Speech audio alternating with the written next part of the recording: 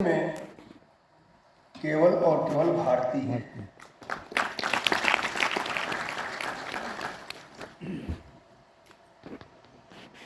उन्होंने इस बात को कहा था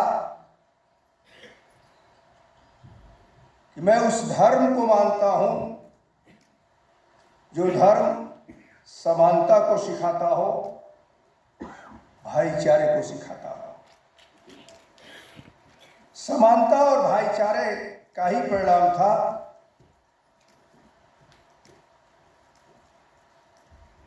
कि कुछ कुरीतियों से वह उब करके जब बात अपनी रख रहे थे तो कुछ लोगों ने उन्हें विभिन्न धर्मों का आग्रह किया कि आप हमारे साथ आइए, लेकिन उन्होंने अपने उसी मार्ग को अपनाते हुए कि सबसे पहले और अंत में हम भारतीय हैं और मैं उस धर्म को मानता हूं जो समरसता को सिखाता हो, समानता को सिखाता हो, भाईचारे को सिखाता हो, तो उस समय उन्होंने बौद्ध धर्म को ग्रहण किया था।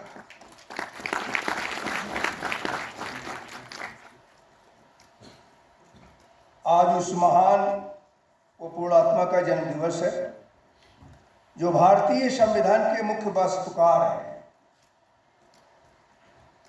और जिन्हें भारत के संविधान का जनक भी कहा जाता है। हम इसलिए भी याद करते हैं क्योंकि उन्होंने संविधान की प्रारूप समिति के अध्यक्ष के रूप में देश को एक मजबूत और एकजुट भारतीय संविधान दिया था।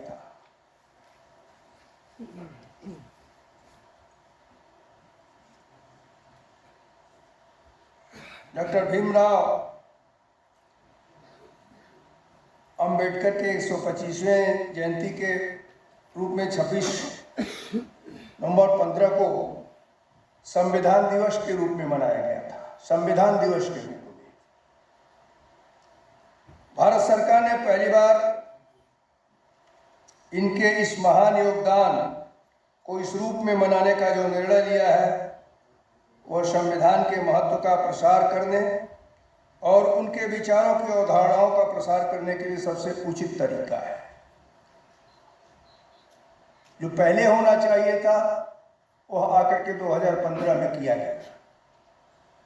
भारत के संविधान को जब अपनाया गया था तब भारत के नागरिकों ने शांति, शिष्टता और प्रगति के साथ एक नए संवैधानिक, वैज्ञानिक, स्वराज और आधुनिक भारत में प्रवेश किया था। यह पूरी दुनिया के लिए अनोखा दस्तावेज है जिसके लिए बाबा साहब के महान योगदान को कतई भुलाया नहीं जा सकता है। इतिहास पर अगर नजर डालें तो यह स्पष्ट है कि यह कहते हुए मुझे कोई संकोच भी नहीं है कि कुछ लोग डॉक्टर भीमराव अंबेडकर जी को संसद की पहुंच से दूर रखना चाहते थे। उन्होंने इसके लिए काफी जतन भी की, लेकिन उस महान शिक्षाविद और संविधान निर्माता को देश की जनता संसद भेजना चाहती थी ताकि वह समाज की आवाज बन सके और उन्होंने यह करके दिखाया है। मुझे यह कहते हुए गर्व की अनुभूति हो रही है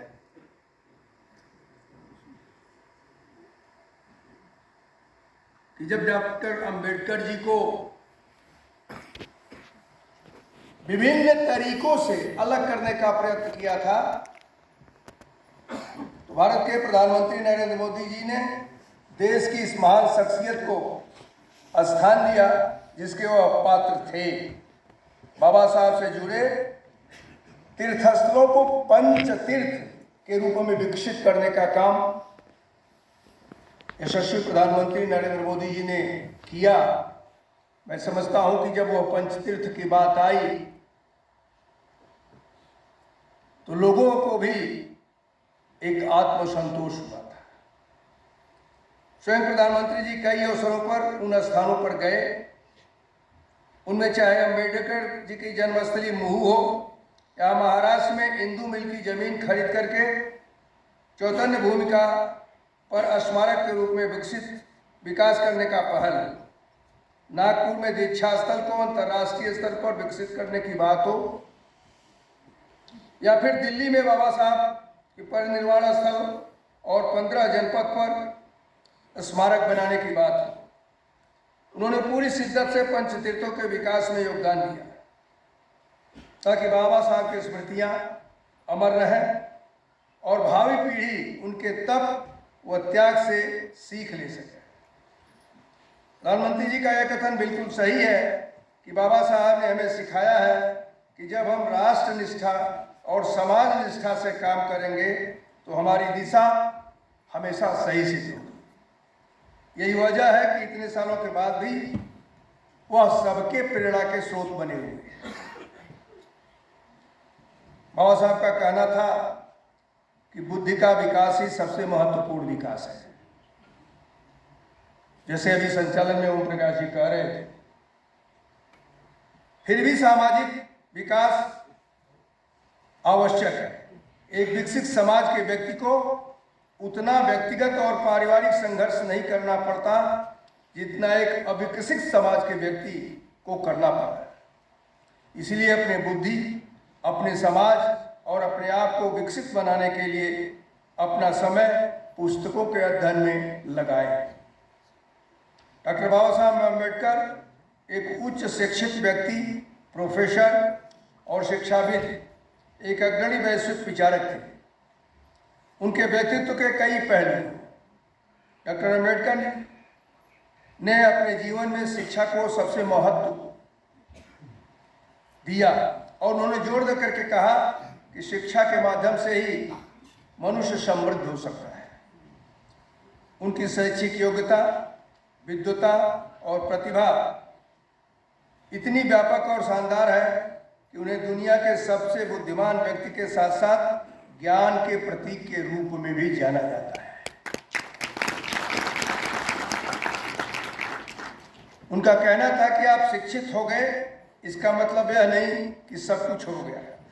शिक्षा के महत्व में कोई संदेह नहीं है, लेकिन शिक्षा के साथ साथ नैतिकता भी सुधारी जानी चाहिए। नैतिकता के बिना शिक्षा का मूल्य शून्य है। हमें अपने ज्ञान का उपयोग अपने भाइयों और बहनों के सुधार एवं प्रगति के लिए करना चाहिए, तभी भारत समृद्ध होगा। बाबा साहब अम्बेडकर का समानता, सामाजिक न्याय और व्यक्तिगत स्वतंत्रता का संदेश आज भी उतना ही प्रासंगिक है जितना उस समय उन्होंने कहा था। उनका जीवन और कार्य दुनिया भर में लाखों लोगों को प्रेरित करता है और उनकी विरासत को हमेशा समाज के दबे, कुचले और वंचित वर्गों के लिए आशा के किरण के रूप में याद किया जाता है। डॉक्टर भीमराव अम्बेडकर को हमारे देश में एक महान व्यक्तित्व और नायक के रूप में जाना जाता है तथा वह लाखों लोगों के लिए प्रेरणा स्रोत भी है। बचपन में छुआछूत का शिकार होने के कारण उनके जीवन की धारा पूरी तरह परिवर्तित हो गई। उन्होंने पिछड़े वर्ग के लोगों को न्याय, समानता और अधिकार दिलाने के लिए अपने जीवन को देश के लिए समर्पित किया। समाज में आज दलितों पर अत्याचार के मामले सामने आते हैं तो कष्ट होता है। संविधान और संस्कृति हमें सबको साथ लेकर के आगे बढ़ने की प्रेरणा देता है। बाबा साहब ने समानता के लिए शिक्षा प्राप्ति का जो मूल मंत्र दिया, वही सबसे प्रभावी माध्यम है। आइए हम इस दिन महान आत्मा बाबा साहब अम्बेडकर को याद करें और उन्हें श्रद्धांजलि दें और एक ऐसे समाज का निर्माण करने का प्रयास करें जो सभी के लिए समानता, न्याय और सम्मान के मूल्यों को कायम रखे। मैं पुनः इस अवसर पर बाबा साहब डॉक्टर भीमराव अम्बेडकर जी को उनकी जयंती पर अपने श्रद्धा सुमन अर्पित करता हूँ। धन्यवाद। जय हिंद, जय राजा। बहुत बहुत धन्यवाद महामहिम राज्यपाल महोदय। हमें पूर्ण आशा है, विश्वास है कि आपका जो संदेश है पूरे प्रदेश